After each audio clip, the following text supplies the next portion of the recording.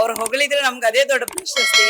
ಆದ್ರೆ ಅದ್ ಏನ್ ಕ್ರೆಡಿಟ್ ಹೋಗ್ಬೇಕಾದ್ರೂ ನಾನು ನಮ್ಮ ಡೈರೆಕ್ಟರ್ ಸುಖೇಶ್ ಶೆಟ್ಟಿ ಅವರಿಗೆ ಹೇಳ್ತಾ ಇದ್ದೀನಿ. ಯಾಕಂದ್ರೆ ಸುಮಾರು ಒಂದು 50-60 ಮೂವಿ ಮಾಡಿ ಒಂದು 13 ವರ್ಷದಿಂದ ನಾನು ಈ ಸಿನಿ ಜರ್ನಿಲಿ ಇದ್ರು ಕೂಡ ನನ್ನ ಮೇಲೆ ನಂಬಿಕೆ ಇಟ್ಟು ಇಷ್ಟು ದೊಡ್ಡ ಪಾತ್ರವನ್ನು ಕೊಟ್ಟಿದ್ದಾರೆ. ಆ ಪಾತ್ರಕ್ಕೆ ನಾನು ಎಷ್ಟು ನ್ಯಾಯ ಒದಗಿಸಿದೀನೋ ಇಲ್ಲೋ ಗೊತ್ತಿಲ್ಲ.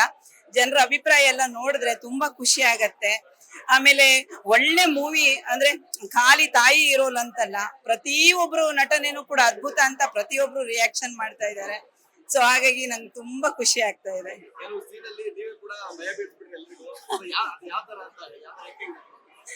ಆ ಭಯ ಬಿಡಿಸೋದಂದ್ರೆ ನನಗೆ ಪಾತ್ರದ ಪರಿಚಯ ಮೊದ್ಲೇ ಮಾಡಿಸಿದ್ರು. ಈ ತರ ಸಿಚುವೇಶನ್ ಅಲ್ಲಿ ಹೀಗಿರುತ್ತೆ ಅಂತ. ಆದ್ರೆ ಒಂದು ತಾಯಿ ಅನ್ನುವಾಗ್ಲೇ ನಮ್ಮ ಒಂದು ತಾಯಿ, ನಾನು 2 ಮಕ್ಕಳ ತಾಯಿನೇ. ಸೊ ಒಂದು ತಾಯಿ ಒಂದು ಮಗುವನ್ನ ಕಳ್ಕೊಂಡ್ರೆ ಅದು ಹೇಗೆ ಒಂದು ಫೀಲ್ ಮಾಡ್ತಾಳೆ, ಆ ಒಂದು ಫೀಲ್ ಅನ್ನು ಎಕ್ಸ್ಟ್ರೀಮಿಗೆ ಹೋದಾಗ ಹೇಗಿರುತ್ತೆ ಅನ್ನುವಂಥದ್ದು ಅವ್ರು ನಮ್ಗೆ ಕ್ಲೀನ್ ಆಗಿ ಹೇಳ್ಕೊಟ್ರು.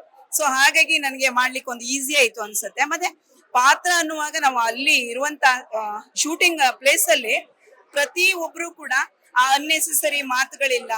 ಆಮೇಲೆ ನಮಗೂ ಕೂಡ ಒಂದು ಆಕ್ಟಿಂಗ್ ಸ್ಪೇಸ್ ಕೊಡ್ತಿದ್ರು. ಕೆಲವು ಡೈರೆಕ್ಷನ್ ಅಲ್ಲಿ ನಾನು ನೋಡ್ತಾ ಇರುವಾಗ ಅವ್ರು ಏನ್ ಹೇಳ್ತಾರೆ ಅಂದ್ರೆ ಅದಿಷ್ಟು ಮಾತ್ರ ಮಾಡ್ಬೇಕಿತ್ತು. ಬಟ್ ಇದ್ರಲ್ಲಿ ಹಾಗಲ್ಲ, ನನಗೆ ಫ್ರೀಡಮ್ ಕೊಟ್ಟಿದ್ದಾರೆ, ನಿಮ್ಗೆ ಏನ್ ಅನ್ಸುತ್ತೆ ಹೇಳಿ ಅಂತ.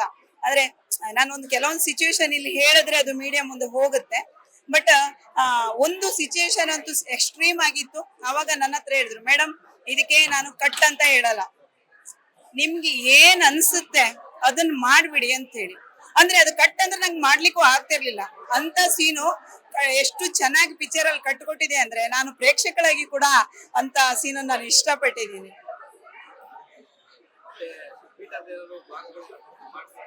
ಏನ್ ಹೇಳಿ sir?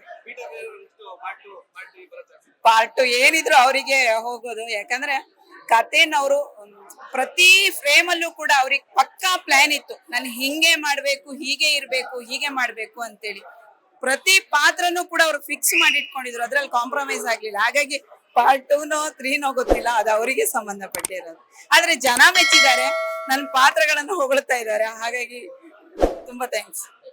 Okay, thank you sir.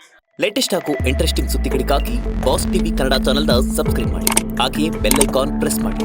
ಇದರ ಜೊತೆಗೆ ಫೇಸ್ಬುಕ್, ಇನ್ಸ್ಟಾಗ್ರಾಮ್, ಎಕ್ಸ್ ನಲ್ಲೂ ಮಿಸ್ ಮಾಡದೆ ಫಾಲೋ ಮಾಡಿ.